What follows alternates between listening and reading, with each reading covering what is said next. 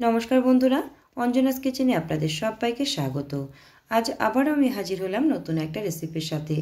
আজ আমি বানাচ্ছি বাচা মাছের একটা রেসিপি। এর জন্য 3টে বাচা মাছ ভালো করে কেটে ধুয়ে পরিষ্কার করে লবণ হলুদ মাখিয়ে এক সাইড করে রেখে দিলাম। এদিকে 2টো পেঁয়াজ কুচি করে নিয়েছি আর 2টো আলু এরকম লম্বা করে কেটে ধুয়ে এক সাইড করে রেখে দিলাম। এখন আমি একটা মশলা পেস্ট তৈরি করব। একটা মিক্সির জারের মধ্যে একটা রসুন কুচি, 6টা কাঁচা লঙ্কা, একটা টমেটো কুচি আর একটা পেঁয়াজ কুচি দিয়ে দিলাম। ঢাকনা বন্ধ করে মশলা পেস্টটা তৈরি করে নিলাম। এখন গ্যাসে কড়া বসিয়ে সাদা তেল দিয়ে দিলাম।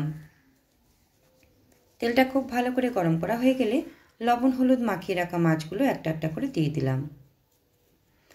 গ্যাসের ফ্লেমটা একদম মিডিয়াম রেখে মাছগুলো উল্টে পাল্টে লাল করে ভেজে নেব।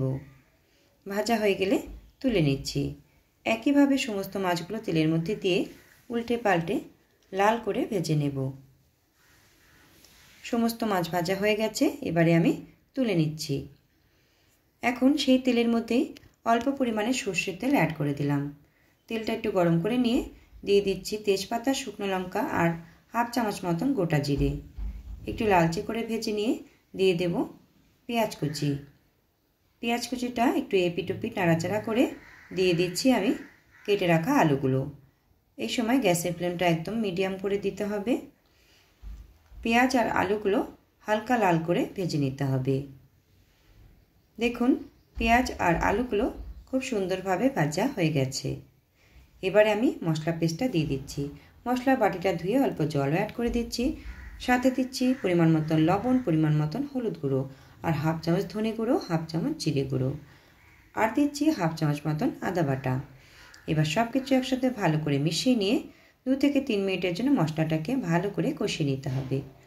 আপনারা এখানে লাল লঙ্কার গুঁড়ো অ্যাড করতে পারেন। আমি যেহেতু কাঁচা লঙ্কাটা বেশি ব্যবহার করেছি তাই লাল লঙ্কার গুঁড়োটা অ্যাড করলাম না। দেখুন মশলাগুলো খুব সুন্দরভাবে কষানো হয়ে গেছে। এখন আমি এর মধ্যে অল্প জল অ্যাড করে দেব। জলটা দিয়ে একটু ভালো করে সব মিশিয়ে দিতে হবে। ঝোলটা ফুটে উঠে গেছে, এবারে আমি ভেজে রাখা মাছগুলো দিয়ে দিলাম। এখন গ্যাসের ফ্লেমটা একটু বাড়িয়ে দেব। বাড়িয়ে দিয়ে মোটামুটি 3 থেকে 4 মিনিটের মতন রান্না করে নেব। দেখুন মোটামুটি 4 মিনিট পর আমি আপনাদের দেখাচ্ছি ঝোলটা অনেকটাই শুকিয়ে গেছে আর আলুগুলোও সব ভালো করে সেদ্ধ হয়ে গেছে। এবার একটু নাড়াচাড়া করে আমি এর মধ্যে দিয়ে দেব হাফ চামচ মতন গরম মশলার গুঁড়ো। গরম মশলা গুঁড়োটা দিয়ে ভালো করে মিশিয়ে দিতে হবে। একটু এপিট ওপিট উল্টে পাল্টে আমি গ্যাস বন্ধ করে দেব। তৈরি হয়ে গেল আমাদের বাচা মাছের রেসিপিটি।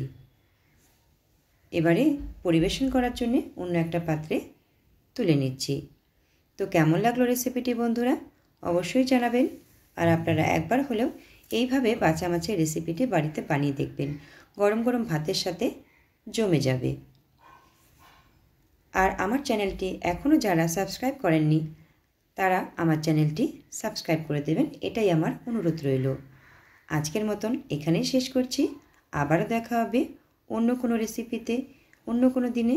খুব ভালো থাকবেন, সুস্থ থাকবেন।